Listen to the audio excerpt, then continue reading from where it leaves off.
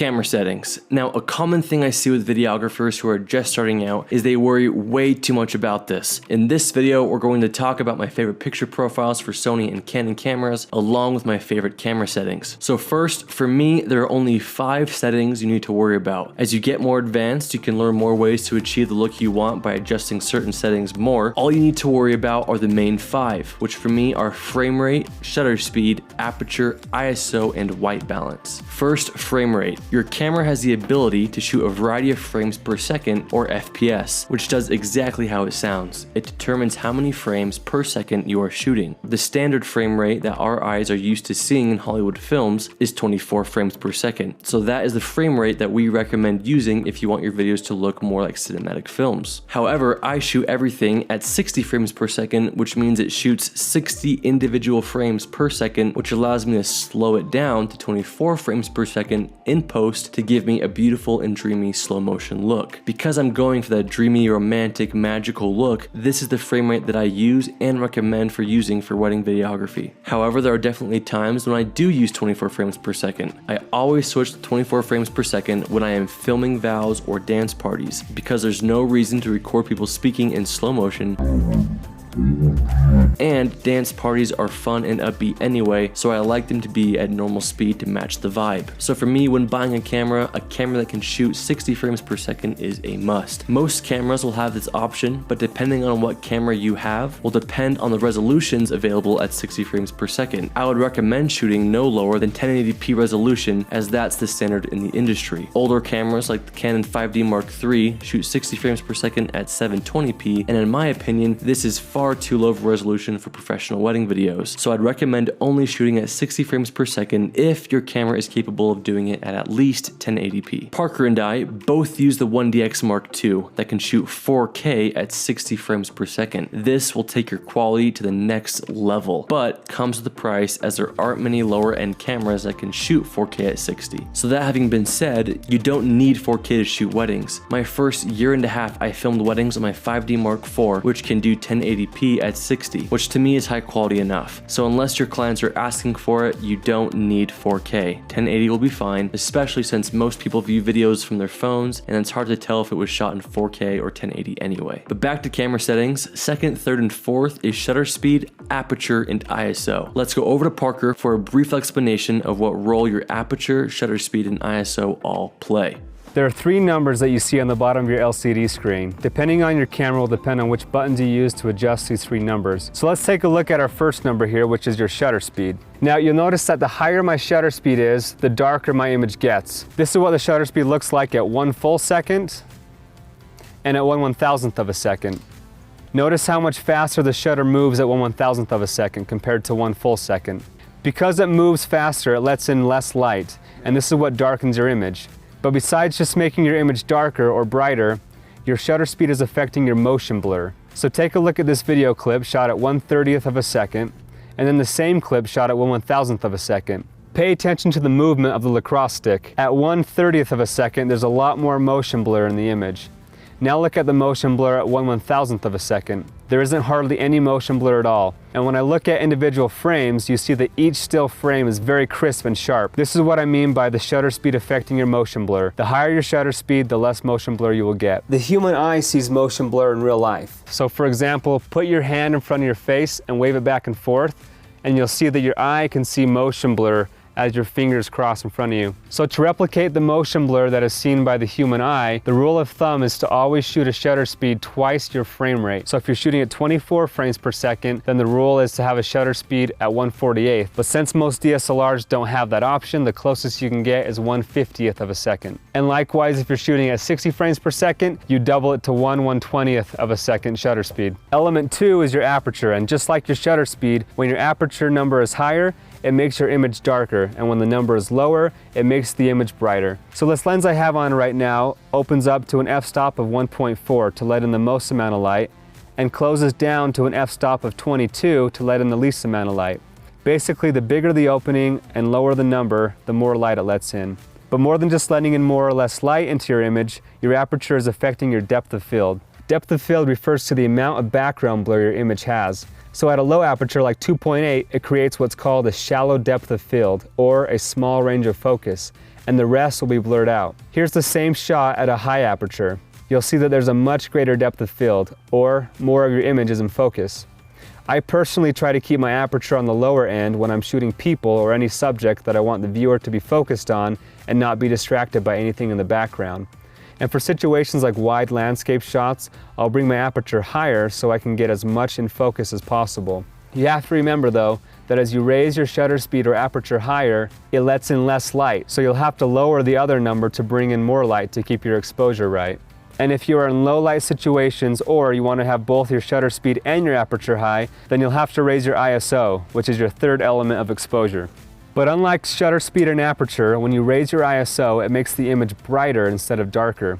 Now, the ISO affects quality of image. Generally, you want the ISO as low as possible for maximum image quality. For example, here's a video shot at 100 ISO, and the same image shot at 6400 ISO. As you can see, the higher the ISO, the noisier and softer the image becomes. Noise refers to all these moving dots of light in your image. Compare the two side by side and you'll see that the lower ISO has a cleaner, sharper image quality, and the higher ISO has a noisier and softer image. So you always want to keep your ISO as low as possible. In summary, these three elements, your shutter speed, your aperture, and your ISO, work together to determine the exposure of your image. Now that you understand what each of those are, let's talk about how it applies to your wedding films. First, aperture. I try and use lenses with the lowest possible aperture because I love that shallow depth of field look, or when the subject is so crisp and the background is so blurry. The times I would raise my aperture are for when I'm shooting landscape shots where I want everything to be in focus, or small details, like this shot of the rings. This shot was on an 85mm 1.4 lens, but I was so close that the background was completely blurry. So I raised my aperture to an f-stop of 5.6 in order to show off the gorgeous backdrop. When I shoot landscapes, I like to raise my aperture to an f-stop of about 8 or 12, which lets everything be in focus at the crispest resolution possible. Regardless of what camera you have, I would suggest investing in a lens with a low aperture to make your subjects appear sharper than the background, to help create depth and make your videos look more cinematic. There are great cheap options out there, like the Canon Pancake lenses, which have f-stops of 1.8 for only 140 bucks. But the more you spend on a lens, usually the nicer the quality. Next, shutter speed. The rule here is to keep your shutter speed at double your frame rate. The higher your shutter speed, the less motion blur you'll see. But if I'm being completely honest, I don't care. Most people can't tell that much of a difference unless there's a lot of motion, especially if you're slowing the footage down. It's going to be hard for people to tell what shutter speed you shot at, so Parker and I will sometimes jack up our shutter speeds to 1/4000th because we love how crisp every individual frame is, which can be a good thing because if the couple asks for one specific frame from the video that they can have, maybe a moment the photographer missed, you can provide it and it will be sharp because of your high shutter speed. But it can also make your footage look jittery if you have too much motion in the image, so be careful with this if you decide to do it. I'm telling you this because I want you to know the rule, but know that it's okay to break it if you understand the situations where it won't be a big deal, like when there isn't a lot of motion in your image. But generally, keep your shutter speed around twice your frame rate for the best results in the motion blur. In broad daylight with a low aperture and low shutter speed, your image will be way overexposed. So in order to bring the exposure down, I use a 3-stop ND filter, which allows me to keep my aperture wide open, my ISO low,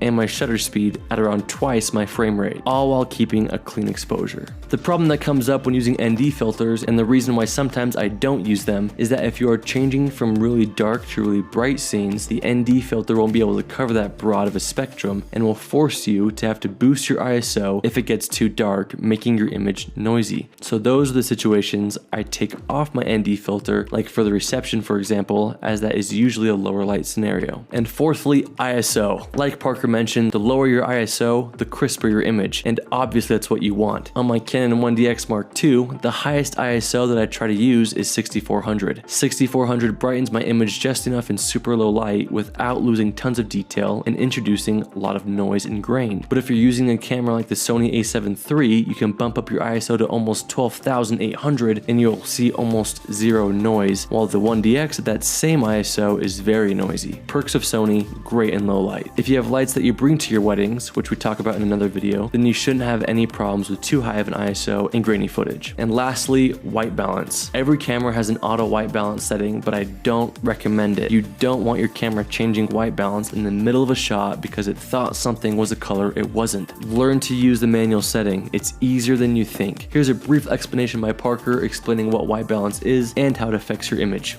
Now, white balance is the color balance inside of your camera. It literally means that your camera is trying to offset or balance the color of light that is being cast on your image to make your whites appear white. For example, this shirt that I'm wearing right now is white, but it doesn't look white in this image because I don't have the white balance set correctly in my camera. All light sources have a color temperature that is measured in the units of Kelvin on a scale from 2500 to 10,000.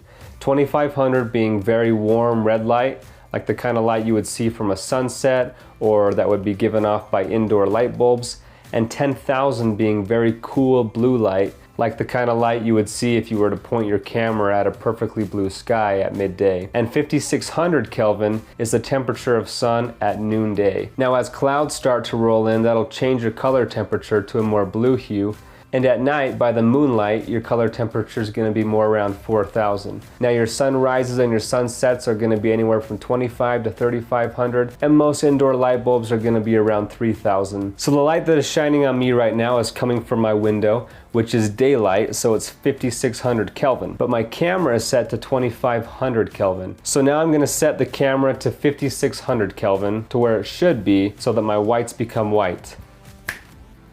Now my color balance is correctly set at 5600 Kelvin to match the daylight that's coming in through the window. So that's what it means when it's talking about white balance or color temperature. Those all kind of mean the same thing, and it's all about trying to make your whites look white by adjusting the color balance on your camera. On the 1DX, all I need to do to quickly adjust the white balance is hit the Q button or the WB button at the top and scroll to the white balance. I could then adjust it to a place I like. On Sony cameras, you can hit the function button and quickly maneuver right to the white balance setting. Sometimes you're in a scene where the lights are giving off a bad tint that you don't want. All you need to do is, while you're on the white balance setting on your camera, hit the info button to bring up your color balance grid, or on your Sony camera, just hit the right arrow and then bring your cursor to the opposite of the color you want to get rid of. For example, when I'm filming sparkler exits, the sparklers give off a very warm light, so my Kelvin goes down, but there's still almost a reddish tint, so I pump more green and blue into it to fix it. Knowing how to use these simple settings give you the confidence that you're capturing the best image straight out of camera. Some things just can't be fixed in post. The first week I had my Mark IV, I didn't know these, and I was filming a friend's proposal where my color balance was way off, and it was unfixable, so don't make that mistake. And lastly, picture profiles. For Canon, hit the Q button, maneuver over to the picture profile icon, select one of the custom profiles, and adjust it accordingly. You can play around with your camera to see what your style is, but for me, here's what I've done. Canon's sharpness is a little too intense for me, so I lower that to +1.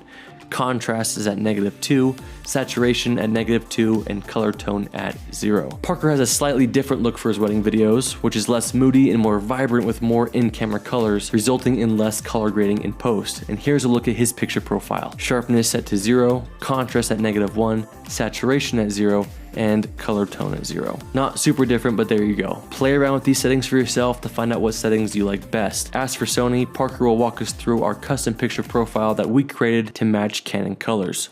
All right, folks, here is the Sony picture profile that I've set to make my colors look like Canon. Come into your settings, into the color white balance section, come down to picture profile, select any of these preset slots, click right, and here's the settings. Black levels +10, gamma still, black gamma, wide range, level -4. Knee, I don't believe we touched this, but it's set to manual mode. And then in manual set, point is at 77.5 and slope is +1.